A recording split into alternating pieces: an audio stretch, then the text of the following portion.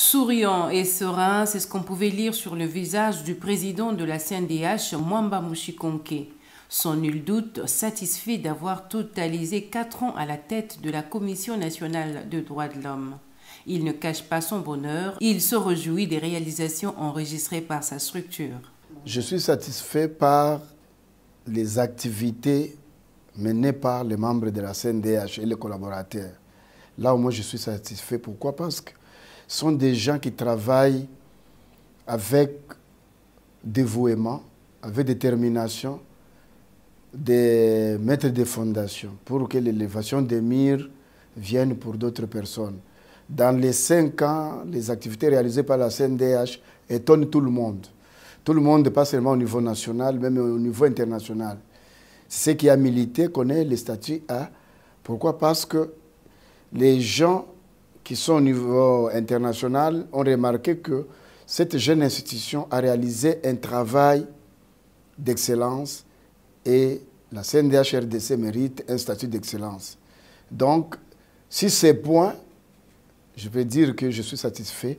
Pourquoi? Parce que si on avait fait un travail médiocre, on allait accéder à un statut médiocre, qui est le statut B.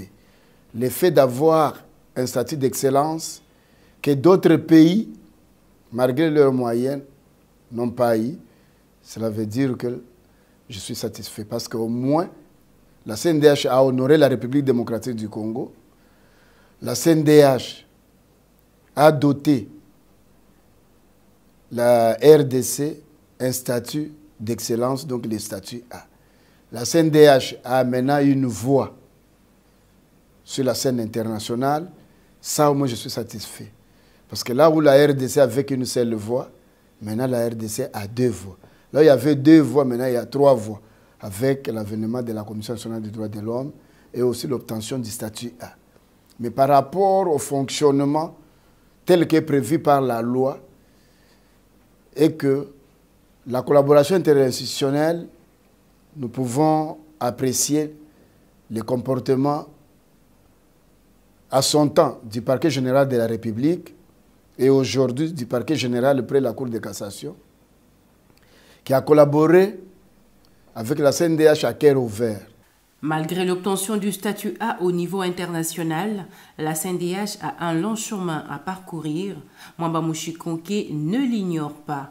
Pour lui, pas question de baisser les bras, même s'il doit affronter les difficultés sur son parcours. Oui, nous avons travaillé dans un contexte difficile. D'abord, comme une nouvelle institution qui existe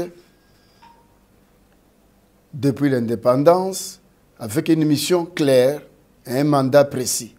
Alors, les gens voulaient nous confondre comme une institution qui devrait être porte-parole en matière de droits de l'homme du gouvernement. Non, nous sommes porte-parole en matière de droits de l'homme de l'État congolais. Parce que le gouvernement, son ministère des droits humains, et les gens s'étonnent même quand on dénonce certains ministères qui tombent dans les violations des droits de l'homme ou qui sont auteurs de violations des droits de l'homme. Les gens disent « Ah, mais la CNDH est une structure du gouvernement. » Non, nous ne sommes pas une structure du gouvernement. Nous sommes un État, nous sommes une institution de l'État congolais. Mais quant à ce qui concerne le gouvernement, j'ai compris qu'il y a eu une incompréhension même de la mission de la CNDH.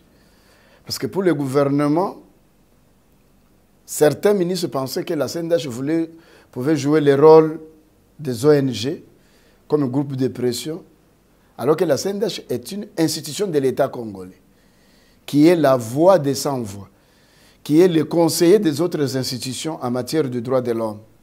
Et à ce stade, la CNDH ne devrait pas se comporter comme une ONG qui est groupe de pression ou comme une structure du gouvernement pour être solidaire avec les ministères du gouvernement. Donc le taux d'exécution de notre budget est faible, ce qui ne rend pas la CNDH efficace pour mettre en œuvre sa mission. Le président de la CNDH se considère comme la voix des sans-voix, le porte-étendard du respect des droits de l'homme en RDC. Il invite donc les nouvelles autorités gouvernementales à s'inscrire dans la vision du président de la République, à savoir faire de la RDC un pays où les droits des uns et des autres seront respectés sans discrimination.